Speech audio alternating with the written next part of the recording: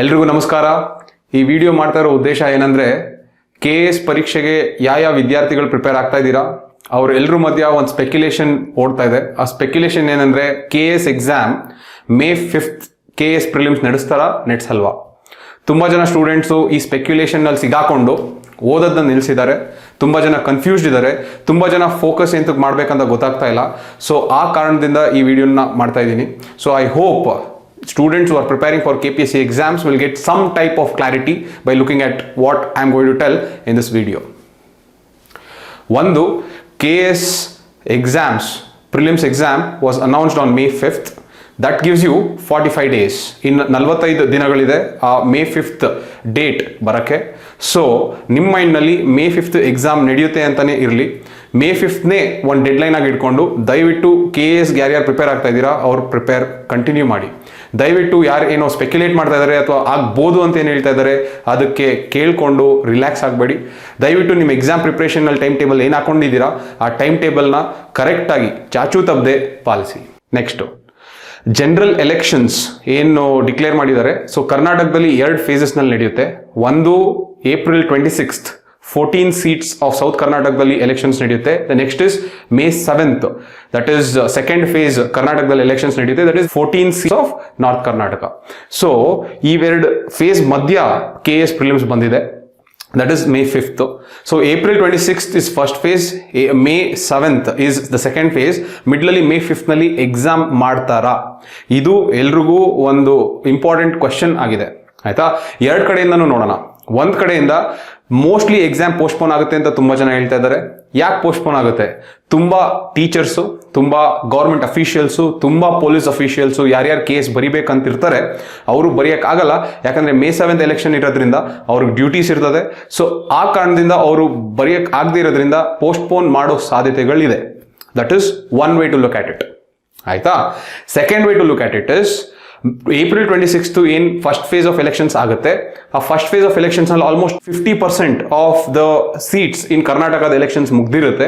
ಇನ್ 50% north ಕರ್ನಾಟಕದ elections ಇರ್ತದೆ. So April 26th ಇಂದ May 7th ತನಕ 10 days ಟೈಮ್ ಏನಿದೆ, ಅವಾಗ the government can ask those people with in the government service from the age bracket of 21 to 43 to give a letter if they are appearing for KS exam so that they can be exempt from appearing in this election duties. ಕೂಡ circular ಕಳಿಸಿ ಆ circular ಇಸ್ಕೊಂಡು ಆ ಲೆಟರ್ನ ಎಲ್ರದು ಇಸ್ಕೊಂಡಾಗ KS ಪರೀಕ್ಷೆ ಏನಿದೆ 5th ಮೇಲೆ ನಡೆಸ್ಬೋದು. Exemption for those people appearing for KS exams ಕೊಟ್ರೆ ಅವಾಗ 5th ಮೇಲೆ ಎಕ್ಸಾಮ್ಸ್ ನಡೆಯೋ ಸಾಧ್ಯತೆಗಳು ಇದೆ. ಸೊ ನಾನು ಏನು ಹೇಳಕ್ ಪ್ರಯತ್ನ ಪಡ್ತಾ ಇದ್ದೀನಿ ಅಂದ್ರೆ ಪೋಸ್ಟ್ಪೋನ್ ಆಗೋ ಸಾಧ್ಯತೆಗಳು ಇದ್ರು, ಪೋಸ್ಟ್ಪೋನ್ ಆಗದೇ ಇರೋ ಸಾಧ್ಯತೆಗಳು ಇದೆ. ಸೊ ನಿಮ್ ಕಂಟ್ರೋಲ್ನಲ್ಲಿ ಏನಿದೆ ಹಂಗಂದ್ರೆ, ನಿಮ್ ಕಂಟ್ರೋಲ್ನಲ್ಲಿ ಏನಿದೆ ಅಂದ್ರೆ May 5th ಎಕ್ಸಾಮ್ ನಡೆಯುತ್ತೆ. ಆ May 5th ಎಕ್ಸಾಮ್ ನಡೆಯಕ್ಕೆ ಇನ್ನು 45 ದಿವಸ ಇದೆ. ಆ 45 ದಿವಸ ನಾನು ಕರೆಕ್ಟಾಗಿ ಓದ್ತೀನಿ. ನಾನೇನು ಪ್ಲಾನ್ ಮಾಡ್ಕೊಂಡಿದ್ದೀನಿ ಆ ಪ್ಲಾನ್ ಪ್ರಕಾರ I will execute that plan flawlessly. This is the only thing that should run in your mind. ಅಧಿಕೃತವಾಗಿ ಎಲ್ಲಿ ತನಕ ಗೌರ್ಮೆಂಟ್ ಅನೌನ್ಸ್ ಮಾಡಲ್ಲ ದಯವಿಟ್ಟು ಸ್ಪೆಕ್ಯುಲೇಟ್ ಮಾಡಬೇಡಿ, ದಯವಿಟ್ಟು ರಿಲ್ಯಾಕ್ಸ್ ಮಾಡ್ಕೊಂಬೇಡಿ. ತುಂಬಾ ಜನ ಅವಾಗಲೇ ಎಂಜಾಯ್ ಮಾಡ್ತಾ ಇದ್ದಾರೆ. They are already celebrating that exam 100% postpone ಆಗುತ್ತೆ ಅಂತ. ಇದು ತಪ್ಪು. ಪೋಸ್ಟ್ಪೋನ್ ಆಗ್ಲಿ ಆಗದೆ ಇರಲಿ, ನಿಮ್ ಪ್ಲಾನ್ ಯಾವಾಗಲೂ ಏನಿದೆ May 5th ಏನು ಹಾಕೊಂಡಿದ್ದೀರಾ ಆ ಪ್ಲಾನ್ ನ ಚಾಚು ತಪ್ಪದಂತೆ ಕರೆಕ್ಟ್ ಆಗಿ ಪಾಲಿಸಿ. You will be in a far better position if you are able to execute it flawlessly. So what should be the strategy? ಆಯ್ತಾ? ಒಂದು ಒಳ್ಳೆ ನ್ಯೂಸ್, ಗುಡ್ ನ್ಯೂಸ್ ಏನು ಬಂದಿದೆ ಅಂದ್ರೆ UPSC prelims 26th of May ಏನಿತ್ತು ಅದನ್ನ 16th of June ಹಾಕಿದ್ದಾರೆ. So 20 extra days ಸಿಕ್ಕಿದೆ ನಿಮಗೆ UPSC ಪ್ರಿಪೇರ್ ಆಗೋಕ್ಕೆ. ಸೊ ಅದು ಆ ಡೇಟ್ ಪೋಸ್ಟ್ಪೋನ್ ಆಗಿರೋದ್ರಿಂದ ನಿಮಗೆ ನೀವೇನು UPSC ಓದ್ತಾ ಇದ್ರಿ ಅದ್ರ ಜೊತೆ KS ಓದಕ್ಕೂ ಸ್ವಲ್ಪ ಜಾಸ್ತಿ ಟೈಮ್ ಕೊಡ್ಕೊಬಹುದು. So the distribution of time for UPSC preparation as well as KPSC preparation within a day can be distributed such that 60 to 70% of the time if you read for UPSC, you can now dedicate 30 to 40% of the time for KS syllabus.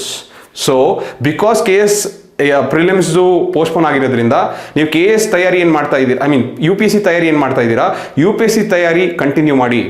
ಯಾಕೆ UPSC ತಯಾರಿ continue ಮಾಡಬೇಕು? Because KS ಪ್ರಿಲಿಮ್ಸ್ನಲ್ಲಿ UPSC ಸಿಲೆಬಸ್ದು ತುಂಬ overlap ಆಗುತ್ತೆ. So UPSC preparation or UPSC ಪ್ರಿಲಿಮ್ಸ್ಗೆ ಏನು ತಯಾರಿ ಮಾಡ್ತಾ ಇದ್ರಿ ಅದನ್ನು ನಿಲ್ಲಿಸಬೇಡಿ. UPSC ಪ್ರಿಲಿಮ್ಸ್ಗೆ ತಯಾರಿ ಮಾಡ್ತಾ ಇರೋದನ್ನ ಕಂಟಿನ್ಯೂ ಮಾಡಿ. ನಾನು ನಿಮಗೆ ಮುಂಚೆ ಬಂದಿರೋ ವಿಡಿಯೋಲು ಹೇಳಿದ್ದೀನಿ, UPSC ಪ್ರಿಲಿಮ್ಸ್ಗೆ ಪ್ರಿಪೇರ್ ಆದರೆ paper 1 of your KS prelims and paper 2 almost 50 questions of paper 2 in your KS prelims will overlap with your UPSC syllabus ಅಲ್ವಾ. So U P S C syllabus ಇಂದ ಅಷ್ಟೊಂದು ಕ್ವಶನ್ಸ್ ಬರೋ ಸಾಧ್ಯತೆಗಳಿದ್ದಾಗ ಯು ಪಿ ಎಸ್ ಸಿ ಪ್ರಿಲಿಮ್ಸ್ಗೆ ಏನು ಓದ್ತಾ ಇದ್ದೀರಾ ಅದನ್ನ ಮಾತ್ರ ಕಡಿಮೆ ಮಾಡಬೇಡಿ. So every day for the next 45 days 60 at least 60% of the time should be dedicated to your UPSC syllabus. Next, because UPSC prelims postpone ಆಗಿರೋದ್ರಿಂದ instead of dedicating just 2 hours or 20% of the time, 40% of the time ನೀವು KS syllabusಗೆ dedicate ಮಾಡ್ಬೋದು every day. ಆಯ್ತಾ. So every day ನೀವು 10 hours ಓದ್ತೀನಿ ಅಂತ ತಗೊಂಡ್ರೆ 6 hours you dedicate for UPSC and 4 hours you dedicate for KS.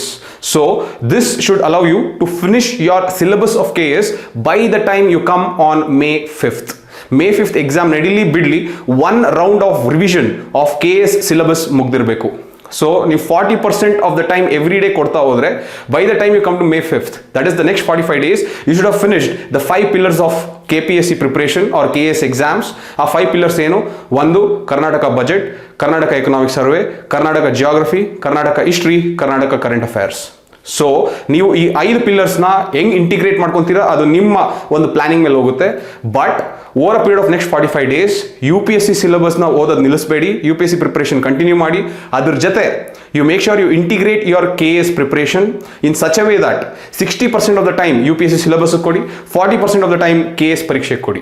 ಹಿಂಗ್ balance ಮಾಡ್ಕೊಂಡು ಹೋದ್ರೆ May 5th ಅಷ್ಟರಲ್ಲಿ ದಯವಿಟ್ಟು you should have finished at least 2 revisions of your KS syllabus.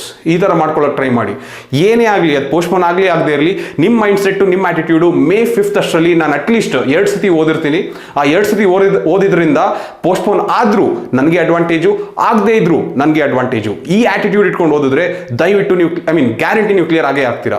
So with that attitude please make sure that you are still focused, you don't speculate, you don't try to let go of all the momentum that you have gained from all this days that you have studied.